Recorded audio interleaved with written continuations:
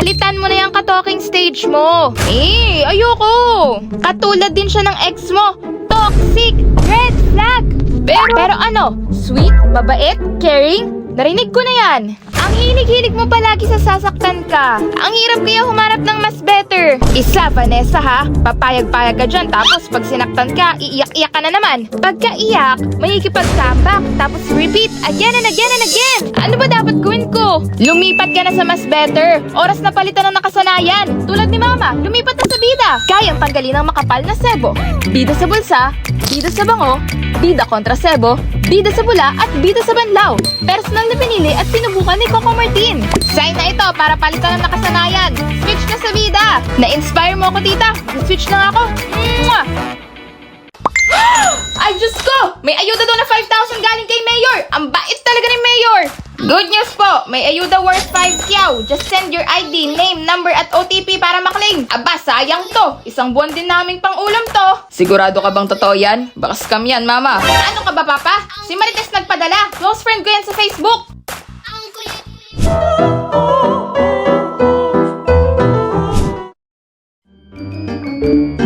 Ay, nako! Wala na yung pera ko! Ayuda pala, ha? Ikaw pala ang nagpa-ayuda sa scammer.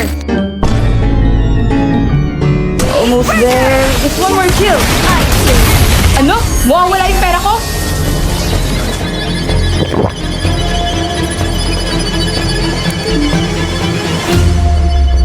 Wala na yung pera ko! You clicked the link, didn't you? Basic cybersecurity, kuya. Marami ang nagbibiktima ng online scam kung saan nagbibenta ng iPhone 15 sa halagang piso.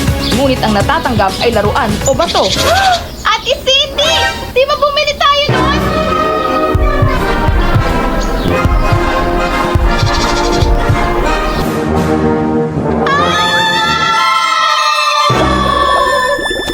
Pweh! Sir, ganito yan ha. Kapag nag-invest ka ngayon ng 5,000, sa isang buwan, magiging 1,000 yan. Aba, sigurado to ha.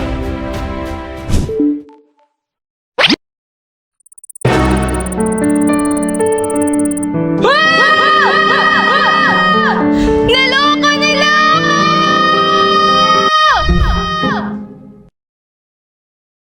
Lahat tayo na biktima. Nakakahiya. Hindi pwedeng ganito lang.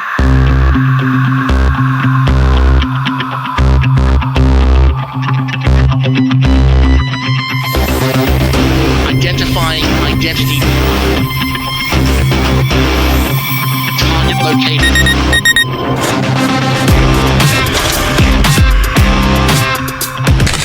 Busted. Busted. Lesson learned. If it's too good to be true, it probably is. Wala nang libre sa mundo. Hati-hati na lang tayong tatlo, mas okay yun. Ay, oo nga no. Sige, kunin mo yan, Sige, kunin mo na yan. Kunin mo na. Angel. Ay, Devil. Oh, ano kasi tinuturo mo kasamaan eh. Be, 10 piso lang naman yun. Ipambili mo na lang ng mikmik yan. Hala, huwag kang pagpakilala sa 10. 10 lang yun, ibalik mo na yan kay mama. Nakakaawa naman si mama. Pagod na yun. Sus, hindi mo na nga nakuha yung 50 kanina. Mama. Ay, kumanta siya. Eh, kunin mo na nga lang. Wag. Diyos ko, napapagod na ako. Huwag mo na palang kunin. Ibalik na natin sa nanay mo. Ay, mali. Devil. Angel. Ay, Angel. Oh. Ay, Devil. Angel. Kantong na lang para sa mga walang jowa dyan. Kakahanap kayo ng jowa dito! Nagiging asawa kita. Magkano yan? 100 na lang, tanay. 50 na lang. Aba, tupong lugaw na nga eh. Sige, 300. Oh, ikaw pala yan. Uy, kumusta? Okay lang naman. Kumusta? Okay lang din. Best friends forever?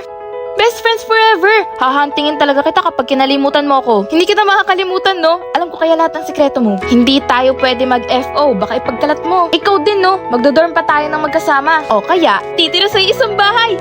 Sabay din tayo mag-aasawa. At magkakaanak. Tapos, BF15 sila paglaki nila. Tapos kung babae at lalaki, childhood love. Basta, sabay natin naabutin pangarap natin, ha? Oo naman. Support tayo sa isa't isa. Walang iwanan. Together forever, aangat together! Sige, una na ako. Sige, ingat. Sana alam mo na silent supporter mo pa din ako.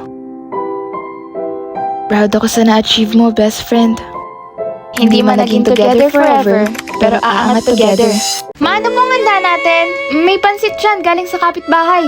Kayo po. Busog pa kami, nak.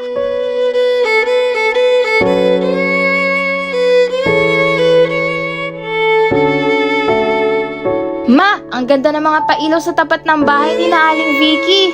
Oo nga. May Christmas tree po tayo, ma. May puno tayo sa likod. Mas malaki pa. Ma naman eh. Hi pa!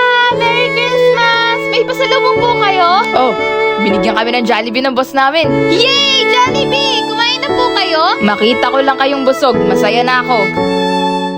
Kumusta? Eto, 30th month pay. Eto lang? Akala ko sabi. Akala ko din.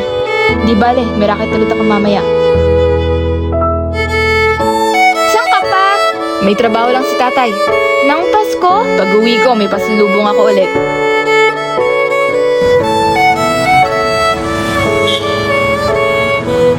Pahinga muna, ako na.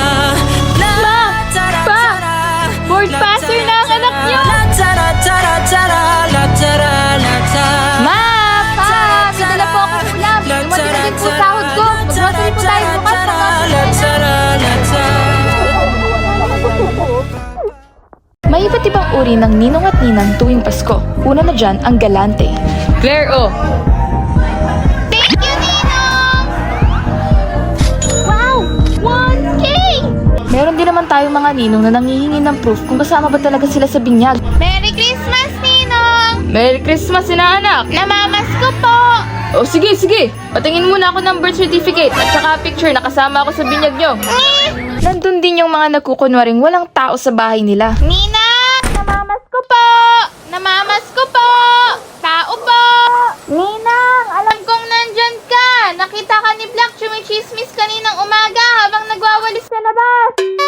Yung may life lessons muna bago ibigay. Merry Christmas, Ninang! Namamasko po! Siya, upo muna kayo. Kayo, habang bata pa kayo, mag-aral kayo ng mabuti. Naku, sobrang daming bata ngayon ang nag-aanak ng maaga. Huwag kayong tutulad doon. A few minutes later. Ikaw, Claire, iwas-iwas sa pagkain ha. Di kayo lumalaki na. Ikaw naman, Black, gumiting-ngiti ka naman para ka laging may kakainin eh. 1 hour later. O, eto, pamasko nyo. Ayun, sa wakas! Salamat, Ninang! 20 lang? Yung mga nagpapatalent portion muna bago ibigay. O mga inaanak, Merry Christmas! Merry Christmas, Ninong! Namamasko po! O sige, sayaw muna kayo. Po! O gusto nyo kanta? O ayan, budot. Sayo naman yan, di ba? Sasayaw ba ako? Hindi ako marunong sumayaw. Baka 500 din yung isa niya. Kaso paano ko 20 lang? Meron din tayong mga ninong at ninang na nagsasabing matanda ka na at hindi mo na kailangan ng pamasko. Merry Christmas, Ninong! Namamasko po! Merry Christmas! Naku, namamasko ka pa? Ang lalaki nyo na. Bawal na mamasko ang matanda. Bata pa po ako. Hindi na rin uso yan. Kayo nga dapat mamigay sa akin. Ang dami nyo na pamasko, ano? Ang dami nating napamaskuhan. Tapos na kayo mamasko? Opo! Akin na, itatabi ko muna. Baka mawala nyo pa. Po! Ikaw, magkano na pamaskuhan mo? Bilis! Kilos na kayo! Fiesta na mamaya! Baka dumating mga bisita! Wala pa decorations! Woo! Mainit pa ata dito sa loob kesa sa labas. Tara na, kabitin natin itong mga banderitas. Wait pa! I need my coffee of the day. Pinas Fiesta, kung saan ang bawat Pilipino ay pinagdiriwang ang tradisyon alintana sa init ng panahon. Mano mas maganda? Yung floral o itong isa? Yung mas manipis! Hindi mo ba nararamdaman ng init? Bakit ba tayo nag-iihaw ng alas 12 ng tanghali? Sino ba nagsabi magandang idea to? Don't worry, Dad. Ako na ang magluluto.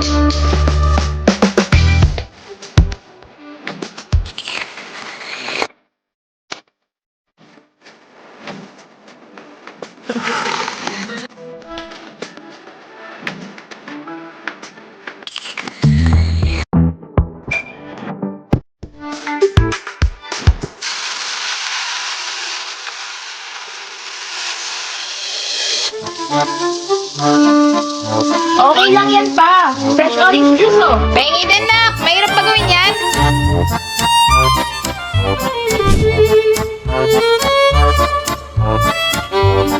Don! Sana pati ako mabigyan mo ng juice, Cindy. Ang init dito sa labas.